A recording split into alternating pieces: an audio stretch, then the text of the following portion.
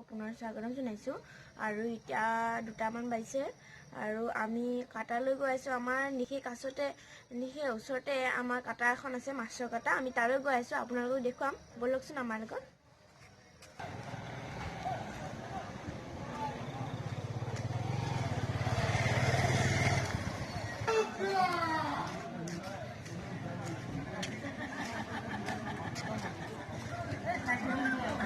মোটামুটি আমি কাটি নিদিয়াৰ কাৰণে 500 কি হ'ব বোলে